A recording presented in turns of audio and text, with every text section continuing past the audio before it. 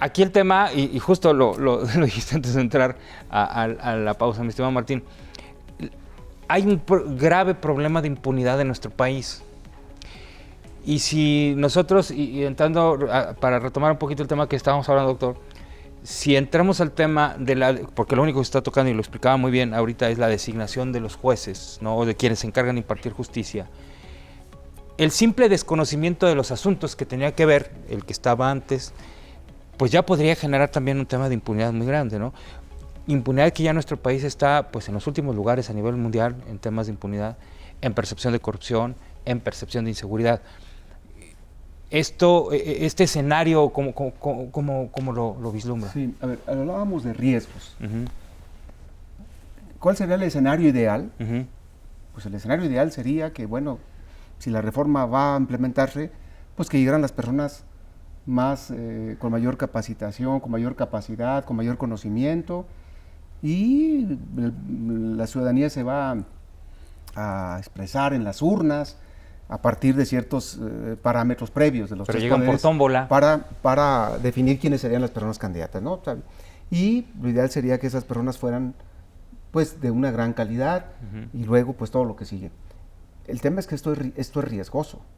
O sea, representa un serio riesgo de que esto suceda, desde mi punto de vista. Los procesos de selección no son sencillos. Las personas que han estado en los juzgados, en los tribunales, son personas que vienen de toda una carrera, de todo un trabajo. Y de repente llegar y asumir un juzgado, un tribunal, no es sencillo, ¿no? Y se pone en riesgo. Si pasa lo contrario, ojalá, y que ojalá estemos hablando luego de un extraordinario sistema de justicia, bueno, ojalá, pero se pone en riesgo. Luego, a ver, quienes hemos tenido la oportunidad de participar en procesos electorales como funcionarios, bien sea la ciudadanía de funcionarios de casilla, yo hace muchos años participé como presidente de un órgano electoral, el Consejo Municipal Electoral de Silao, sabemos lo complejo que es organizar elecciones. Es bien complejo. ¿Ustedes creen que en junio estaremos preparados ya para este primer proceso de selección de personas juzgadoras? En verdad estaremos, o sea, todo lo que se requiere, toda la infraestructura, toda la logística, capacitación que se requiere para posibilitar de la mejor manera ese procedimiento, yo lo veo riesgoso también. No, y si en algún momento se ha hablado de austeridad, pues la austeridad se rompe cuando nos va a costar 8,000 millones de pesos este proceso, ¿no?, de elección de jueces. Ahora, hay otro tema que me parece muy importante tocar en este momento, y del cual también ustedes son voces autorizadas y con conocimiento de causa, el tema de las policías municipales. Porque hablamos mucho de coordinación, ¿no? Y en el discurso escucho mucho el tema de coordinación, Estado, Federación, Sedena, Fuerzas de Seguridad Pública del Estado, Guardia Nacional, Fiscalía, etc. Bueno, la Fiscalía poco la mencionan aquí ahorita.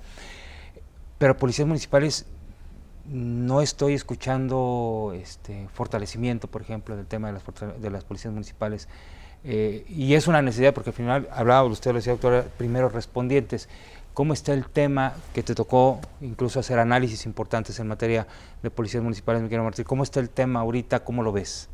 Sí, Miguel, yo creo que tenemos que seguir en una constante de poder fortalecer las capacidades institucionales de nuestros policías. Yo creo que hoy sí es importante exigirle a la Federación que respecto a sus facultades y competencias haga lo que tenga que hacer, y yo haré al final un comentario sobre esta parte federal, pero que el contacto, el día a día de quien más espera el ciudadano como integrante de una corporación de seguridad pública es sobre el policía local, municipal o estatal. Y hay que fortalecerlo.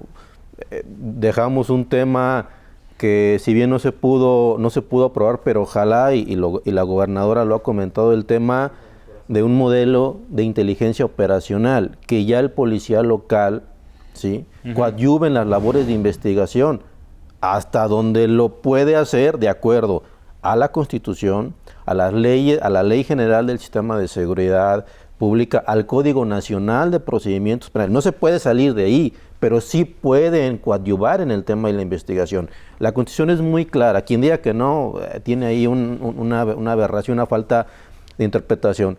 Pero también, Miguel, lo digo con mucha responsabilidad. Creo que para el tema de seguridad pública no basta solamente quedarnos en la pista de la seguridad pública y de los policías. No. Tenemos que subir también una política de prevención social, a una pista de prevención social, donde trabajemos la desigualdad. La famosa atención de las causas. Exactamente, donde está la desigualdad, donde está lastimado el tejido social. ¿Sí?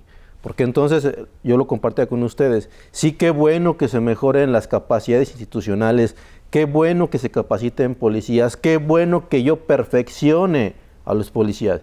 Pero si tengo ese policía perfecto, y acá tengo una familia que le sufre para comer, que sufre para que los niñas y niños vayan a la escuela, que sufre para un salario digno, que sufre porque no tiene los servicios básicos para poder tener una calidad de vida decorosa, pues ahí es donde la voluntad, ¿sí?, del delito, del crimen, ahí es un riesgo. Ojo, no quiero decir que el tema de pobreza esté ligado con esto. No, pero siempre es un riesgo, es un foco. Entonces, creo que esto es importante y sí fortalecer todas las capacidades. Cuando yo digo actuación policial democrática, en un entorno local, hablando de una entidad federativa, policías locales que son estatales y municipales, Estado de Derecho, pues por supuesto, ¿no? Participación ciudadana, por supuesto. Respeto a derechos humanos, sí o sí, ¿no? Pero creo que lo que le hace falta a Guanajuato en tema de policías locales es implementar una política ya de gerencia en materia de seguridad pública. Okay. ¿Por qué? Porque no tenemos claro los recursos, cómo se invierten, para qué se invierten, ¿no? No sabemos cómo se evalúan las estrategias que pusiste a andar para el tema de la seguridad pública. No sabemos si los programas sociales sí son transversales, si no se quedan solamente en una apuesta ahí de que sí nos interesan las causas, sí, pero ¿y cómo le hiciste? ¿No? O de uso político simplemente, sí, ¿no? Para ganar votos. Evaluación de información abierta, transparencia. Eso es la gerencia que creo que le hace falta ya a Guanajuato. Es decir, no el monopolio de esto es seguridad, esto solamente de policías y de quien manda en esta corporación, ¿no? Si se implementa un sistema de gerencia, creo que al paso de los años, como le decíamos, y respetando los plazos y también ser autocríticos de lo que no está funcionando, pudiera ser una gran decisión. Así es, doctor. Sí, pues desde luego muy sencillo, coincido plenamente con lo que dice Martín, totalmente. Es muy sencillo, hasta como muletilla, decir hay que atender las causas, atender el tejido social, pero ¿qué es eso? ¿Verdad?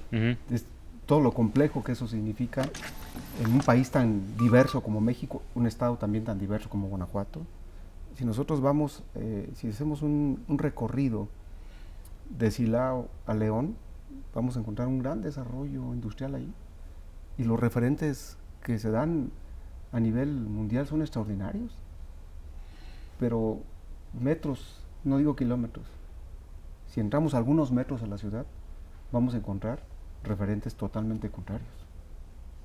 Totalmente contrarios. Niveles de pobreza, los índices de salud deteriorados, la violencia, etcétera, etcétera, etcétera. Entonces, no podemos quedarnos solamente con una parte. Y tenemos otros aspectos que están incidiendo ahora en la sociedad en lo general, para, por supuesto, de ninguna manera criminalizar la pobreza, por ejemplo, la salud socioemocional, por ejemplo, las adicciones. ¿Quién dice que las adicciones el problema de las adicciones es exclusivo de personas con bajos recursos? No. Claro que no. Claro que no. Por supuesto que no, quizás al contrario. ¿Y qué estamos haciendo ahí? De las adicciones en su conjunto, su totalidad. Los problemas socioemocionales, etcétera, etcétera. ¿Esto atañe solo a una dependencia de la Secretaría de Seguridad Pública? Claro que no. Claro, yo diría... No, sería un error pensar que, porque volvemos al tema, ¿no? De atender solamente la parte del delito. ¿Y qué instancia de gobierno tiene incumbencia con la prevención social de la violencia y la delincuencia? La respuesta sería, más bien, ¿cuál no? Todas. ¿Cuál no? Educación, salud, desarrollo social, arte, cultura, todo, deporte. Todo, desarrollo urbano, todo. Es cierto. Entonces, habría que poner eso al centro, porque es una prioridad del Estado y no darle la espalda a la realidad. Eso es lo que tiene que ser el centro. Y alinear las políticas públicas para atender esa realidad, pensando en próximas generaciones, la próxima generación por lo menos, no ahora, porque no hay manera, no hay manera. Claro, claro.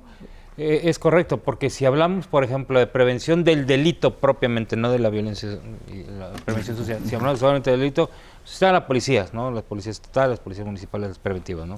Si hablamos de investigación del delito, le corresponde a la Fiscalía. Si hablamos de impartición de justicia, al Poder Judicial. Pero a la prevención social de la violencia y la delincuencia, ni siquiera nada más a las dependencias del Ejecutivo, le compete al Legislativo y al Judicial también, ¿no? Intervenir en estos temas. Al Estado en su conjunto. Al Estado en su conjunto, una política de Estado, exactamente. Y para poder llegar a una política criminológica de calidad, que se puede evaluar, que se pueda sostener, hay que poner en el centro todo esto, ¿no? Y entonces hacer una política transversal. ¿Qué le toca a economía? Claro. ¿Qué le toca a cultura? ¿Qué le toca a deporte? ¿Qué le toca a educación? ¿Qué le toca a salud? ¿Qué sí le toca solamente a seguridad pública? Totalmente. ¿No? Entonces sobre ese tablero tú vas midiendo la estrategia de cómo vas a llegar. Ahorita que lo comentan, me encantaría, de verdad, vamos a una pausa y regresamos con esto. Me encantaría escuchar que la estrategia sería: en cultura vamos a hacer esto, en salud vamos a hacer esto, en educación estamos haciendo esto. Eso es lo que nos, más allá del tema de inteligencia, operativos, tienen toda la razón, sin duda. Vamos a una pausa y regresamos, está muy interesante la charla, volvemos después de esto.